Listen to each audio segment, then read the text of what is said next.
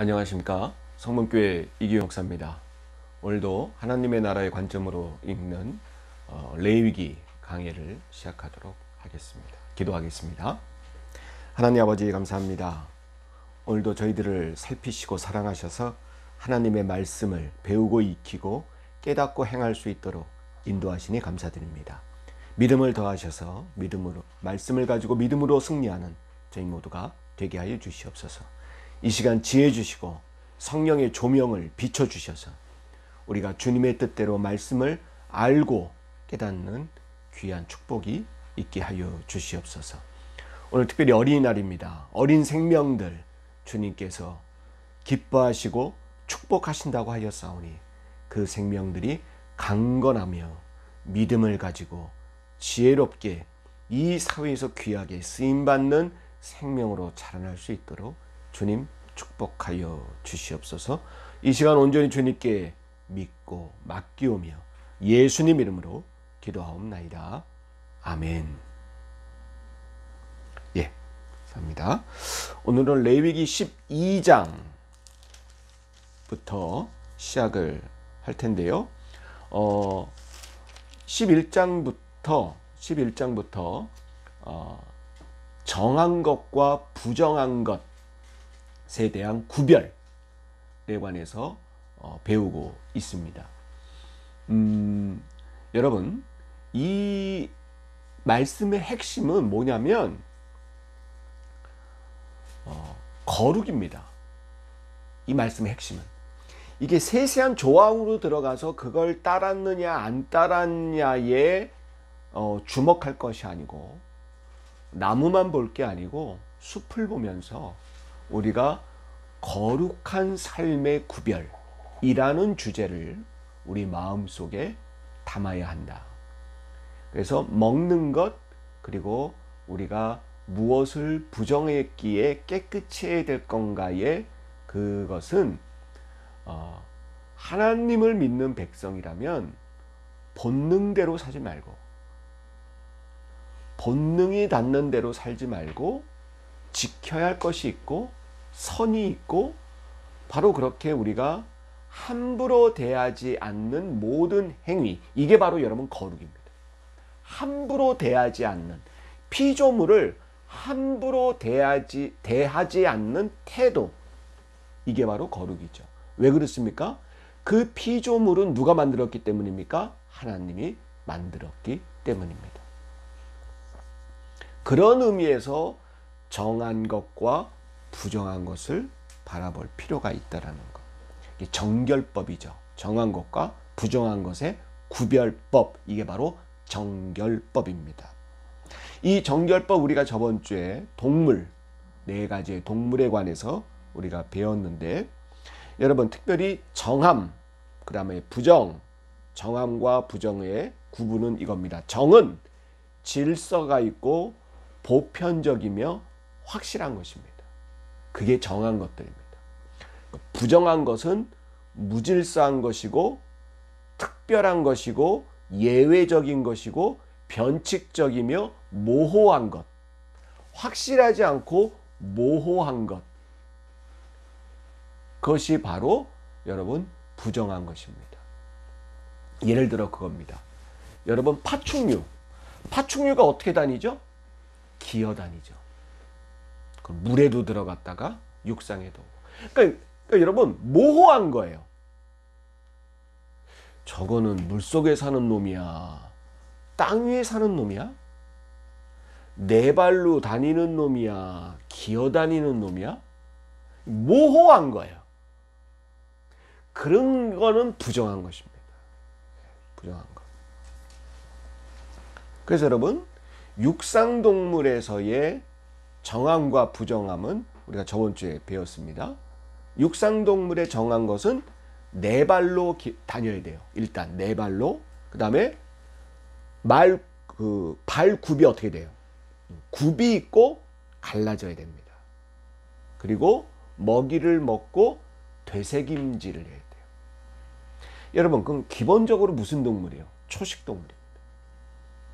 벌써부터 육식동물은 어떻게 되는 겁니까? 제외가 되는 거죠. 그런데 여러분 여기에서 좀 예외적으로 안 되는 것들, 이 조건에서 한두 개만 해당돼서 제외되는 것들이 있었죠. 토끼, 그 다음에 낙타, 돼지, 바로 이런 것들이 먹지 말아야 되는, 바로 사반까지 포함해서 이런 것들이 부정한 동물이 되겠습니다. 그 다음에 새 중에서는, 공중에 나는 새 중에는 여러분 맹금류들은 부정한 것입니다. 먹지 못해요. 예. 그리고 물속에서 사냥하는 것들도 먹지 못합니다. 물고기 사냥하는 것, 맹금류들과 물고기를 사냥하는 학 이런 거 먹지 못합니다. 모호한 거죠. 모호한 겁니다. 그다음에 세 번째, 이 물속 수중에서 있는 것들과 정한 것, 부정한 것의 그 기준은 뭐냐면 지느러미가 있어야 되고요, 비늘이 있어야 됩니다. 지느러미와 비늘. 그러니까 여러분 상어나 고래 같은 건 먹지 못해요. 비늘이 없어요. 네. 그리고 여러분 이런 장어류, 지느러미가 이게 뱀 같기도 하고, 그죠? 네. 여러분 다 보세요. 모호해요. 네. 뭐 물고기면 딱 물고기, 여기 지느러미가 달리고 비늘이 쫙 있고 이게 헤엄쳐 다니는, 그럼 물고기 하면 딱 물고기인 것만 정한 거예요. 네. 저게 물고기인지 뱀인지 뭐 고래 같은 거는 저게 무슨 코끼리인지 뭐예요. 이 수중생물의 기준은 지느러미가 있어야 되고 비늘이 있어야 된다. 그러면 아까도 말씀드렸지만, 그다음 네 번째, 기어다니는 모든 것들은 부정해요. 파충류들이죠, 주로. 예. 바로 기어다니는 모든 것들. 그 다음에 여러분 다섯 번째, 자, 육상동물 네 발로 있어야 되고 굽이 갈라지고 되새김질해야 된다. 공중에 나는 새는 맹금류와 물속에서 사냥하는 새들, 하늘에서 사냥해야 되는데 물속에서 사냥하는 새들, 이거는 부정한 것이다. 세 번째, 수중생물은 지느러미가 있어야 되고 비늘이 있어야 된다. 네 번째, 기어다니는 동물들은 부정한 것이다. 다섯 번째요, 죽음에 관계된 동물은 부정합니다. 무슨 얘기냐? 아까도 말씀드렸지만 육식동물입니다. 왜? 물면 피를 흘리죠. 네. 피는 생명입니다. 그러나 그 동물의 본성으로 피를 흘리게 했으므로 부정하게 되는 것입니다. 자, 이 동물에 관한 정결법을 우리가 이 정도에서 마무리 하는데요. 제가 한 가지 더 좀 말씀을 드릴 거는 이겁니다. 예를 들어 여러분 사자는 여러분 이 정결법에 의하면 뭡니까? 정한 동물입니까? 부정한 동물입니까? 정해서 먹을 수 있습니까? 아니면 부정해서 먹을 수 없습니까? 부정해서 먹을 수 없어요. 왜? 사자는 육식입니다. 육식동물이기 때문에 부정합니다. 그런데 요한계시록에 보면 사자가 하나님의 보좌를 지키는 생물 중에 하나예요. 사자가. 자, 레위기 11장에서는 부정한 동물로 나오는데 요한계시록에는 심지어 하나님을 지키는 그 보좌 자리가 사자 자리예요. 그리고 사자는 여러분 많은 성경에서 뭘 상징하냐면 용맹스러움을 상징합니다. 사자 같은 믿음, 용맹한 믿음, 담대한 믿음을 말할 때 사자를 비유합니다. 그럼 뭡니까? 성경이 일관성이 있어야 되는데 어느 부분은 부정한 것이고 어느 부분은 정하다 못해서 아주 더 받듭니다. 무슨 얘기일까요? 여러분, 그렇기 때문에 이거는 정결법 내에서만 이야기가 되는 것이죠. 이거를 모든 것에서 다 적용될 수는 없다는 것입니다. 인간이 동물을 먹는, 고기를 먹는 음식 섭취에서만이 통용되는 법이라는 뜻입니다. 하나님이 결정되어지는 것에는 이렇게 먹지 못하게 규정되는 것도 있고, 하나님의 입장에서 사자의 용맹스러움을 따르라고 할 때도 있는 것입니다. 그러니까 우리가 한 곳만 봐서 사자는 아니다. 또 하나 여러분 예를 들어볼까요? 독수리. 독수리는 정결법에서 부정한 것입니다. 맹금류이기 때문에. 그러나 여러분 독수리 어떻게 됩니까? 독수리 날개 치듯 뭐예요? 예. 믿음. 이렇게 우리는 상징하고 있습니다. 그리고 뱀 어떻습니까? 사탄의 동물이고 기어다니는 생물일 때 부정하죠. 근데 여러분 사사기에서는 뱀을 어떻게 비유합니까? 지혜의 상징입니다. 뱀을 지혜로, 뱀 같은 지혜라고 말을 하고 있지 않습니까? 자, 이렇게 다방면으로 어떤 한 가지만으로 우리는 이것을 구약에, 특히 이 구약에 있는 법, 이런 예법들, 규약들, 규례들, 이거는 너무 한 것만 보고 그리고 오늘날로 재해석하지 않으면 여러분 우리는 이것을 온전히 하나님의 마음을 읽지 못한다는 사실. 그래서 여러분 우리 성경 공부 이름이 뭐예요? 무슨 관점으로 읽는? 하나님 나라의 관점으로 읽어야 돼요. 오늘날 우리에게 임하는 하나님 나라로 봐야 되는 거예요. 무슨 말씀인지 아시겠습니까? 자, 그렇게 넘어가고요. 오늘 레위기 12장. 12장은 이제 임신을 해서 10달 만에 출산한 그러한 아이를 낳는 여인에 관한 규례를 있습니다. 여러분, 아기를 출산한다는 것은 생명을 잉태해서 생명을 내놓는 거예요. 얼마나 여러분 귀한 일이고, 그렇기 때문에 여러분 하나님이 그냥 넘어갈 수가 없는 문제입니다. 그런데 여기서 우리가 좀 걸림이 되는 말씀이 있습니다. 한번 볼까요? 12장 2절입니다. 12장 2절. 이스라엘 자손에게 말하여 이르되 여인이 임신하여 남자를 낳으면 그는 이래 동안 뭐예요? 부정하리니 곧 월경할 때와 같이 부정할 것이며 이랬습니다. 여러분 이 한 구절을 놓고 수십 년간 여러분 이게 논쟁이 되는 그러한 구절이었어요. 자, 첫 번째, 아니 아이 난 임산부 출산한 것을 부정하다 그래요? 그렇죠. 이것부터 용납이 되지 않았고요.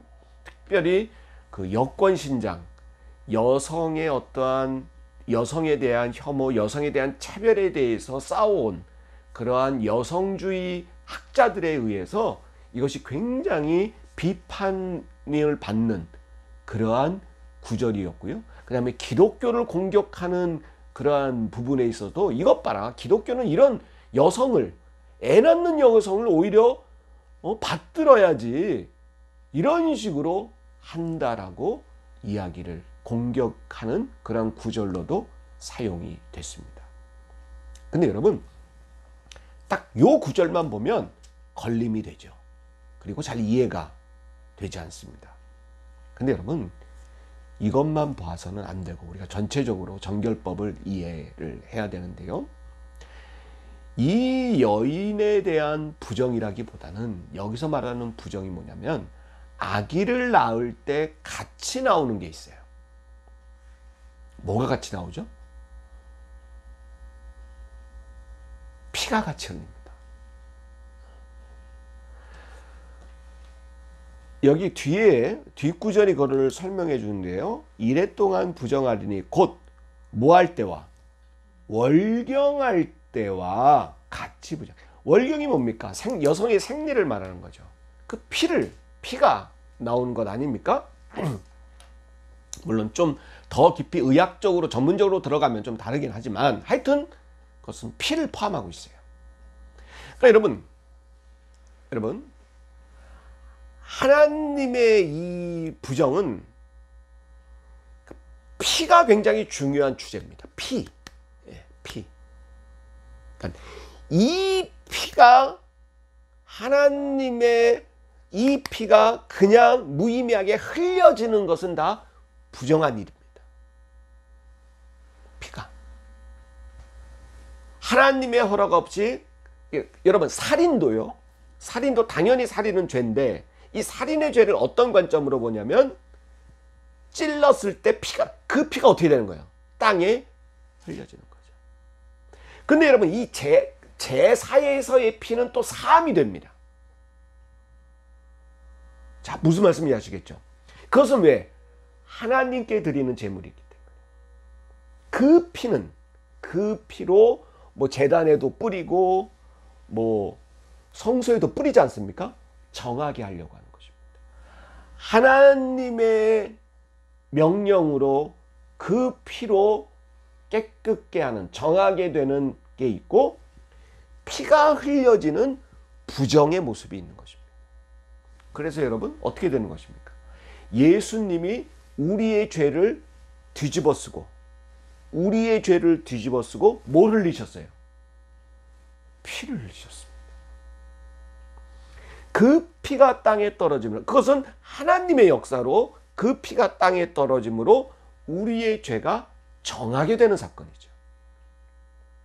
그러나 정반대로 인간에서의 몸에 나오는 그 피가 흘려지는 것은 여러분 부정하게 보는 것입니다. 그리고 나서 그 임산부는 출산을 하고 7일 동안을 격리 상태로 있어야 되고 그 다음에 4절 33일 그러니까 7일 플러스 33일을 지내야 4절입니다. 산혈이 깨끗하게 된다는 것입니다. 남자 아이를 낳았을 때입니다. 그럼 총 여러분 며칠 동안 있는 거예요? 40일. 근데 요즘 신학자들은 이 부분을 달리 해석을 합니다. 뭐냐? 여러분 이 당시에 오늘날은 여러분 애 낳는 경우도 많이 없죠. 아이를 출산을 많이 안 합니다. 요즘 여러분 애 낳는 게 얼마나 귀한 일입니까? 그래서 그 애 낳는 그 아이 엄마를 지극정성으로 그렇게 보살피고 그걸 하는 전문적인 어떤 부분도 있죠. 산후조리원 같은데 엄청나게 비싸고 막 너무 고급스럽게 해놔서 애 낳고 난 뒤에 스트레스를 안 받도록 그리고 몸 관리를 잘 할 수 있도록 그렇게까지 하는 사업까지 있을 정도입니다. 그런데 여러분 이 당시에 어떨까요? 여러분 우리 옛날 어머님들 우리 어머님 세대도 그랬을까요? 우리 할머니 세대 어때요? 애 낳고 바로 밭일 갔다 그러잖아요. 아고 당신께서 산후조리를 못해서 어떠시대요? 무릎이 그리고 뭐 팔이 쑤시고 그게 다 젊었을 때 산후조리 못해서 그렇게 됐다. 그런 말씀들 많이 하십니다. 근데 여러분 하나님의 법은 출산하는 여인에 대한 법으로 여러분 그 출산 휴가를 40일을 규정해 놓습니다. 그래서 충분히 산후조리를 할 수 있도록 그것이 정한 것과 부정의 개념으로 관점으로만 보는 것이 아니고 요즘 그 특히 생태신학자들 같은 경우에는 이것을 그 출산한 여인에 대한 인권보호 관점으로 보기도 한다는 것입니다. 근데 재밌는 게 있어요. 아들 낳았으면 40일인데요. 근데 5절 여자 나오면 두 일해 동안 부정하리니 그러니까 두 일해 27이 14, 14일입니다. 그리고 그 산혈이 깨끗해 되려면 66일입니다.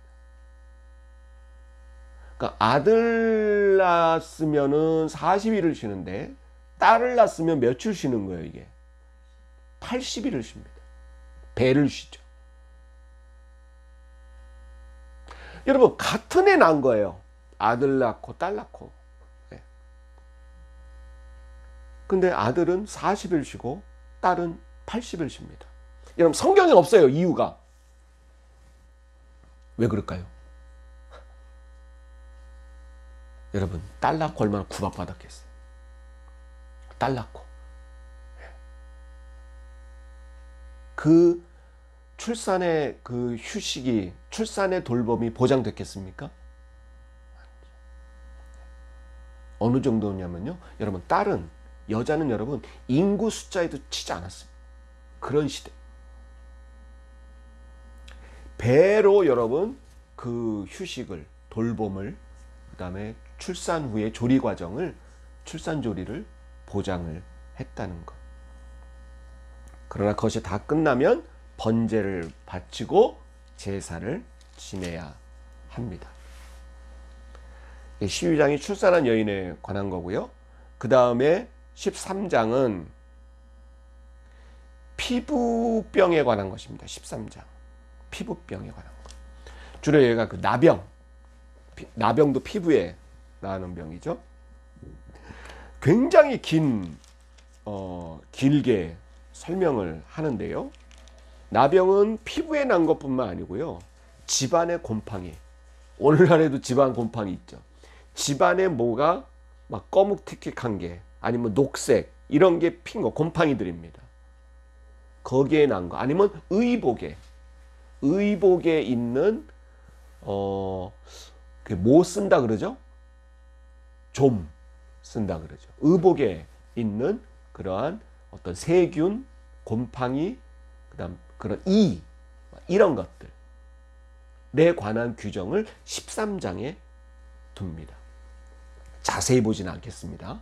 근데 여러분 왜 이렇게 길게 한 장에 걸쳐서 길게 여러분 되느냐? 여러분 이것의 공통점은 뭐냐면 전염된다는 거죠. 물론 여러분 이 나병은 여러분 오해하지 마십시오. 현대의학이 발달해서 혈관 속으로 들어가지 않으면 옮지 않습니다. 나병도. 네, 나병도. 그 나병의 균이 우리 혈관 속으로 들어와야 옮기는 거지, 그냥 피부 접촉으로 여러분 나병은 옮기지 않습니다. 그래서 여러분 옛날에는 여러분 막 격리했죠. 나병 환자들. 왜? 옮는다고. 근데 이 13장은 나병뿐만 아니고 어떤 피부에 관한 병들, 전염에 관한 규정이 바로 이 13장에 관한 것입니다. 굉장히 철저히 격리하고, 여러분 오늘날도 여러분 이 코로나 어떻습니까? 먼저 철저하게 격리하는 게 가장 우선 방역 대책 아닙니까? 그리고 그 옮기는 과정들을 철저히 투명하게 공개하고, 그게 여러분 이 13장에 다 나와 있어요. 오늘날 최고의 방역 시스템, 방역이라고 하는 모든 과정이 여러분 이 13장에 그대로 있습니다. 이게 오늘날 그대로 쓸 정도로, 써야 될 정도로 아주 베스트의 방역 지침, 이런 것들이 나와 있는데, 이걸 제사장이 직접 관리합니다. 이 피부병, 전염병 이런 거는 제사장이 직접 관리하고, 병이 발병되고 판정하는 것도 제사장이 합니다. 그래서 피부가 움푹 파였는지, 그리고 그 색깔이 희게 변하는지 거묻게 변하는지, 이러한 과정들을 다 보면서 이거는 나병이다, 이건 피부병이다, 이건 옴이다. 옴 아시죠? 35절 보세요. 35절. 깨끗한 후에라도 옴 나옵니다. 어떻게 되는지. 자, 이렇듯 그 부분에 관해서 제사장이 중앙집권적으로 관리해요. 오늘날도 어때요? 질병관리본부에서 중앙집권으로 관리해야죠. 여러분 이거는 중구난방으로 하면 안 되는 거예요. 이런 전염병은 어떤 전문가 한 사람이 여러분 중심을 잡고 일괄되게 밀고 나가야 그 전염병을 막을 수가 있습니다. 마찬가지로 대제사장이 질병본부 본부장이 되는 거예요. 그래서 환자 발생 딱 가가지고 자기 밑에 있는 부제사장들을 파견시켜서 확인해라. 그러면 제사장님 이거 피부병 맞습니다. 그래? 그 사람을 자가격리, 7일 동안 자가격리를 시켜야 됩니다. 오늘날 코로나는 며칠이죠? 14일인데 7일 자가격리. 7일 후에 다시 봅니다. 딱 봐가지고 이거 또 전혀 낫지가 않았어. 그래? 또 7일. 네. 자가격리 시킵니다. 다른 사람들이 접촉하지 못하게 합니다. 그리고 나서 딱 보니까 괜찮아. 괜찮으면 여러분 이때 제사를 지냅니다. 왜 그러느냐? 이 사람이 전염병이 낫다는 거를 제사 지내는 건 하나님께 드리는 거지만 또 하나 마을 사람들이 보게 하려고. 왜? 공식적으로 선언이 안 되면 사람들이 이 사람을 접촉하겠어요? 안 돼. 이 사람이 무슨 장사하는 사람이라면 그 가게 가겠어요? 안 갑니다. 병은 낫지만 여러분 이게 완전 불가촉천민처럼 돼버려가지고 누구도 이 사람과 접촉하지 않으면 이 사람은 매장 그냥 살았지만 죽은 목숨이나 마찬가지죠. 그래서 모든 마을 사람들에게 이 사람 병이 낫다라고 공식 선언을 해줘야 돼요. 그 예가 여러분 누가복음에 나와 있죠. 10사람 나병 환자가 와서 예수님이 기도해줘서 낫어요. 그래서 예수님이 뭐라고 그럽니까? 너희 환부를 누구한테 가서? 제사장한테 가서 보이라 그럽니다. 그게 바로 이 얘기입니다. 그래서 나음을 받아서 제사장한테 가가지고 이 사람들은 가난하니까 비둘기 같은 거 잡아가가지고 제사 지냅니다. 그래서 제사장한테 공식 선포를 받아야 돼요. 나음 선언증을 받아야 되는 거예요. 그리고 마을로 다시 들어가게 되는 것이죠. 바로 이렇게 하는데 굉장히 23장을 읽어보면 의학적으로도 굉장히 오늘날로 봐더라도 보면 33절 그는 모발을 밀되 환부는 밀지 말 거죠. 제사장 옴 환자를 또 이래 또 이 옴이 머리 이런 데는 모발을 민다. 오늘날 의학적으로도요. 그런 게 그 모발이 그렇게 피부를 뚫고 박혀 있잖아요. 그 세균이 그렇게 침투할 수 있습니다. 그래서 여러분 이 전염병 이 주위의 털들은 오늘날도 여러분 다 밉니다. 물론 간단한 피부병들이야 우리가 연고 같은 거 발라서 그냥 집안에서 다 하지만 이게 심각한 병 같은 경우에는 다 밀어요. 네, 모발을. 그 모발에 묻은 세균 같은 것도 잘못 될 수도 있기 때문에. 그래서 18절은 종기 나는 부분도 언급이 되어 있죠. 13장은 처음에는 나병, 그 다음에 18절부터는 종기 같은 거, 그리고 24절부터는 화상, 피부가 불에 된 거죠.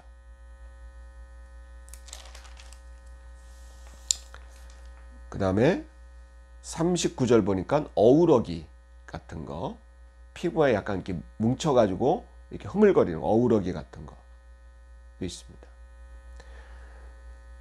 그리고 성경은 대머리를 굉장히 하나의 병으로 봤어요. 40절에는 대머리 또 나오는데 그건 괜찮다, 정하다. 그 머리숱 없는 분들 안심하시기 바랍니다. 자, 그렇게 해서 이것이 어떻게 처음에는 여러분 간단한 것은 여러분 그냥 씻고 의복 같은 것도 빨고 청소하는 정도로 이러한 전염병을 해소하는 것도 있고, 아니면은 여러분 심각하다 그럴 때는 이 사람이 만진 모든 물건을 불태웁니다. 그리고 그릇 같은 거 깨뜨리고요, 옷을 빨고 그렇게 해서 전염병의 뒤처리까지 하는 것이 바로 하나님의 이 정결법, 피부병과 전염병에 관한 정결법, 바로 예식입니다. 자, 우리가 바로 이 정결법들을 통해서 뭐가 깨끗하고 더럽고 뭐 혐오스럽고 이러한 관점으로 보기보다는 여러분, 여기서 읽는 하나님의 마음은 거룩이라는 것. 거룩함으로 우리가 우리 스스로를 제어할 수 있는 힘, 바로 그런 모습을 우리가 바라봐야 될 것입니다. 주님과 증기도록 마치겠습니다. 하늘에 계신 우리 아버지여, 이름이 거룩히 여김을 받으시오며 나라가 임하옵시며 뜻이 하늘에서 이루어진 것 같이 땅에서도 이루어지이다. 오늘 우리에게 일용할 양식을 주옵시고 우리가 우리에게 죄 지은 자를 사하여 준 것 같이 우리의 죄를 사하여 주옵시고 우리를 시험에 들게 하지 마옵시며 다만 악에서 구하옵소서. 나라와 권세와 영광이 아버지께 영원히 있사옵나이다. 아멘. 감사합니다.